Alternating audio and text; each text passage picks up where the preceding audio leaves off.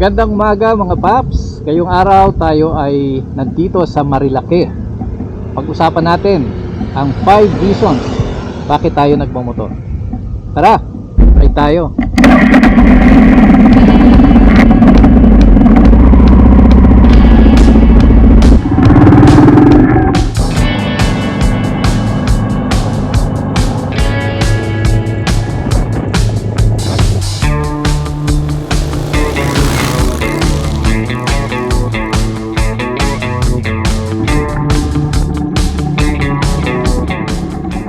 Ito ang Marilake, ang mecca ng kamote riders.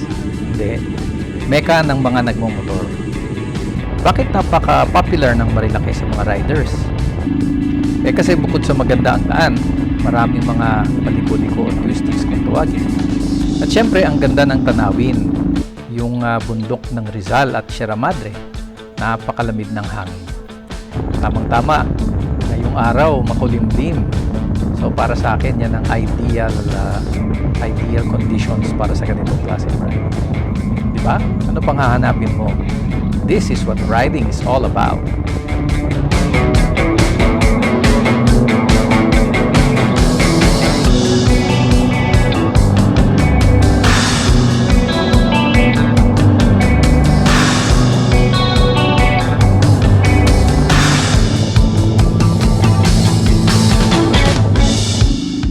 Anyway, nandito tayo para pag-usapan ang 5 dahilan bakit tayo nagmomotor. First reason, dahil practical magmotor. Next, sa bisikleta, train, bus at jeep, ang motor na siguro ang pinakamurang means of transportation. Bukod sa mura dahil tipid sa gasolina ang motor, mabilis ito dahil ang daling sumingit-singit sa traffic.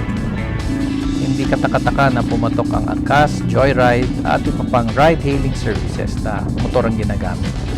Mura, mabilis, palaging available. Yan ang motor.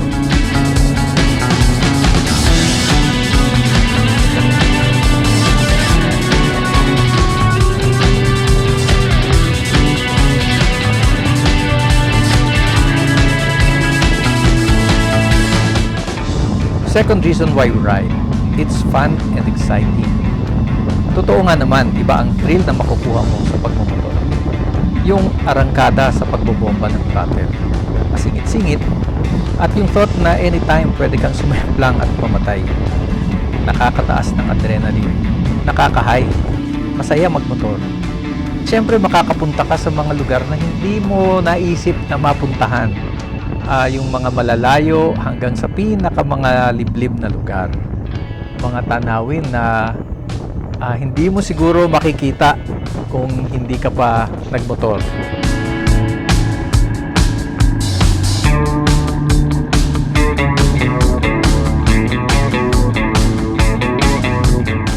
Third reason, challenging siya.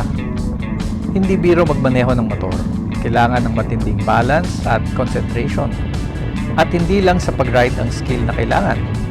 Dapat marunong ka rin ng counting pag may mekaniko. Never-ending challenge din yung pag-modify ng bike para gumanda ang itsura at performance.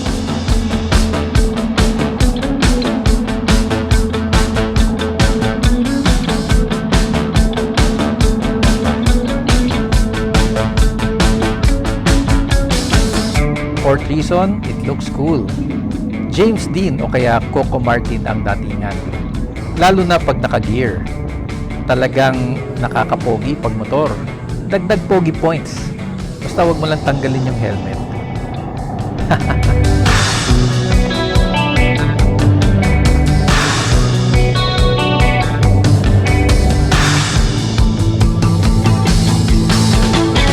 Panglimang dahilan sa pagmumotor ay yung community at mga relationships na pwedeng ma-develop sa iba. Unang-una na sa iyong OBR or official back ride. Siyempre mga paps, dapat isa lang ang OBR. Delikado pag 2 o 3. Iba rin ang samahan ng mga bikers. Walang iwanan. Masaya, ang daming pwedeng pag-usapan. Kaya uso na ang comms ngayon sa mga nagra-ride dahil habang nagmamaneho, pwede kayong mag-chismisan.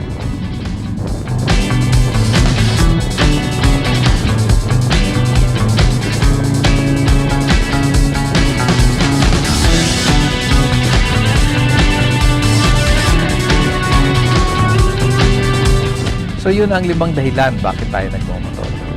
Kung may hindi ako nabanggit, please tell me sa comment sa baba. At huwag kalimutan mag-like, share at subscribe. Salamat mga paps! Hanggang sa susunod na ride, ingat!